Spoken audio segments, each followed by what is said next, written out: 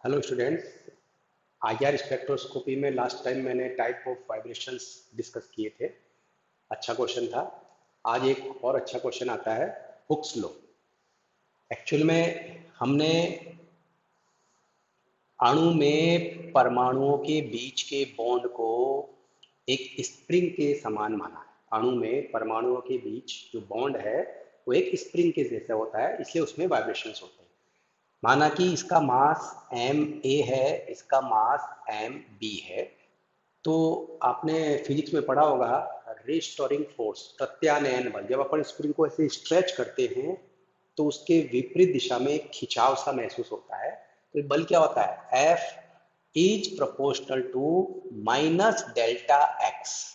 Minus क्यों लगाया? क्योंकि जैसे अगर मैं स्प्रिंग को श्रिंक करता हूँ तो उसके अपोजिट डायरेक्शन में वो खींचने का प्रयास करता है, और अगर मैं स्ट्रेच करता हूँ तो वो आने का प्रयास करता है। इस तरह से वो दिशा के, इसको बोलते हैं प्रत्यानयन बल, रिस्टोरिंग फोर्स। और ये क्या है? विस्थापन। ठीक है। तो यहाँ F इजिकल टू क्या आ गया? K minus delta x. तो यहाँ K क्या है? बल नियतांक। फोर्स कांस्टेंट है, ये ध्यान रखना ही है। फोर्स कांस्टेंट है, बल नियतांक, क्योंकि अभी इस वर्ड का हम यूज करेंगे। ये फिजिक्स का पार्ट है। तो अणु में परमाणु के बीच के बॉन्ड को हम एक स्प्रिंग मानते हैं और उसी के ऊपर हुक्स के नियम लगते हैं। तो यहाँ पे ये आते हैं कि जो स्प्रिंग में वाइब्रेशंस हो रहे हैं, जो कंपन हो रहे हैं, वो कंपन की जो फ्रीक्वेंसी है, अब यहाँ पे हुक्स का नियम क्या कहता है? What is the Hooke's law? कि जो अणु में बंद के जो कंपन हैं, उन कंपन की फ्रीक्वेंसी, आवृत्ति, उनके बल नियतांक के वर्गमूल के समानुपाती होती है। The frequency of vibration is directly proportional to the under root of force constant.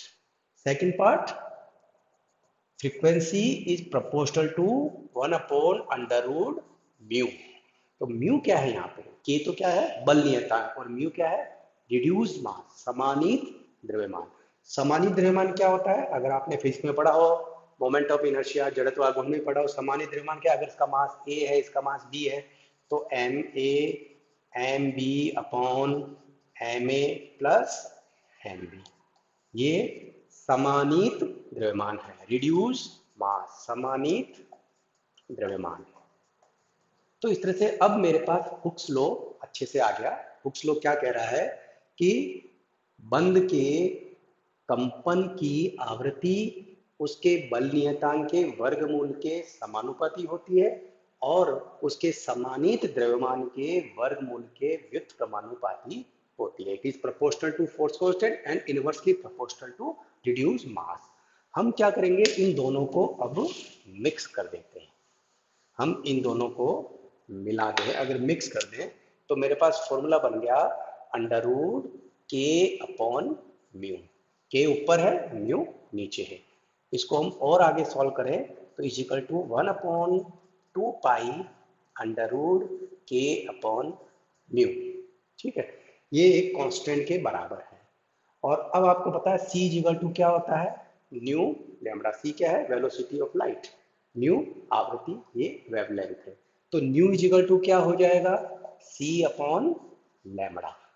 ठीक है। या न्यू की जगह अब इस न्यू की इसको यहाँ प्लेस कर दे तो अपने पास आ गया 1/लैम्बडा 2 पाई under root k upon mu.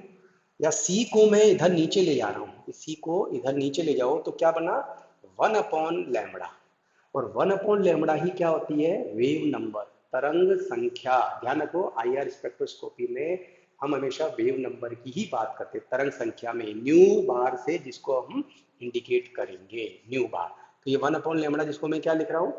Wave number, तरंग संख्या, इजिकल टू सी नीचे चला गया इधर तो है 1/2 pi c under root k upon mu. ये हमारा क्या हो गया? हुक्स लॉ का फॉर्मूला हो गया। तो एग्जाम में क्वेश्चन आता है हुक्स लॉ क्या है, डायग्राम बना के ये लिख देना। और अगर वो और ज़्यादा समझाने की बात करें, एक्सप्लेन इट, तो आप फिर इस तरह से फॉर्मूला डिराइव करके आएंगे। तो इस तरह से ये जो रिलेशन आया है मेरे पास, इसका यूज क्या है, what is the role of this. इसका यूज ये आया है, अपने पास फॉर्मूला क्या आया, nu bar is equal to 1/2 pi c under root k upon mu. तो ये फ्रीक्वेंसी, ये क्या है, वेव नंबर, यानी जो बॉन्ड है जिसमें वाइब्रेशंस हो रहे हैं, उन वाइब्रेशंस की क्या है, उन वाइब्रेशन की तरंग संख्या है। तो हम उसको फाइंड कर सकते हैं, लेकिन ये चीज प्रैक्टिकल से आ जाती है, तो हम समानी द्रव्यमान हमारे पास होता है तो हम के की वैल्यू फाइंड कर सकते हैं। ठीक है, तो अब आप इसको क्या करेंगे, इसका 2 पाई सी न्यू बार इजिकल टू क्या हो गया, अंडर रूट के बाई म्यू। ठीक है, या मैं इसको एक काम करूँ, स्क्वायर कर दो, तो क्या हो गया, 4 pi square c square nu bar square is equal to क्या हो गया, के बाई म्यू। तो ये आपके म्यू को इधर ले जाएंगे तो हो जाएगा 4 pi square c square nu bar square mu, this is the k. तो किसी भी बॉन्ड की जो स्ट्रेंथ होती है, वो बॉन्ड की स्ट्रेंथ के ऊपर डिपेंड करती है। के बल नियतांक है, यानी स्प्रिंग जितनी मजबूत होगी तो आपको उसको स्ट्रेच करने में ताकत ज़्यादा लगानी पड़ेगी। ठीक वैसे ही बॉन्ड जितना स्ट्रांग होता है तो उसका बल नियतांक उतना ही ज़्यादा होता है। तो उस केस में उसके लिए वेव नंबर, तरंग आवर्त, तरंग संख्या का मान भी ज़्यादा होता है। तो ये इसके बीच में एक रिलेशन आ गया। इसके ऊपर एक क्वेश्चंस भी है, न्यूमेरिकल भी है। वो न्यूमेरिकल मैं आपको देता हूँ, आप बुक में ट्राई करके समझना कि वो न्यूमेरिकल कैसे करते हैं। फॉर एग्जांपल, जैसे मैंने आपको दे दिया HCl के लिए, HCl के लिए आपको फोर्स कांस्टेंट दे रखा है, के की वैल्यू दे रखी है, और आपको इसके लिए फ्रीक्वेंसी निकालनी, इसकी जो वाइब्रेशंस होते हैं HCl के मॉलिक्यूल में, इस बॉन्ड के वाइब्रेशन की ये फ्रीक्वेंसी निकालनी है। You can find, it is very easy. आपको के का मान गिवन होगा, आपको सामान्य द्रव्यमान आपको निकालना, कैसे निकालना है मैं आपके ऊपर छोड़ता हूँ कि आप बुक खोल के ओपन करते हैं। इट इज़ वेरी इंपॉर्टेंट, क्योंकि अधिकांश बच्चे इसको गलत करेंगे।